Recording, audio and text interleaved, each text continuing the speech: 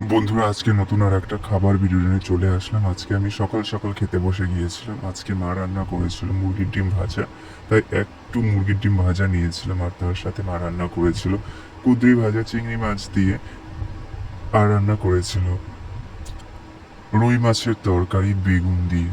বেগুন দিয়ে কিন্তু রুই মাছের তরকারি খেতে খুবই ভালো লাগে। আর ডাল সিদ্ধ রান্না করেছিল। আমি প্রথমে ডাল সিদ্ধ নিয়েছিলাম, ডাল সিদ্ধ দিয়েই খেতে শুরু করলাম। ডিম ভাজা দিয়ে ডাল সিদ্ধ খেলাম, খেতে কিন্তু খুবই ভালো লেগেছিল। দেখো, ডাল সিদ্ধ অনেকদিন পরে আজকে খেলাম। একটু পেঁপেও দিয়েছিল ডাল সিদ্ধতে, খেতে কিন্তু অসাধারণ লাগলো। তারপরে খেলাম কুঁদরি ভাজা, চিংড়ি মাছ দিয়ে রান্না করেছে, আগেই বলেছি।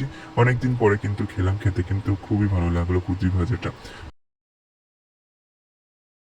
তারপরে মাছের ঝোল নিয়েছিলাম, বেগুন দিয়ে রান্না করেছিল।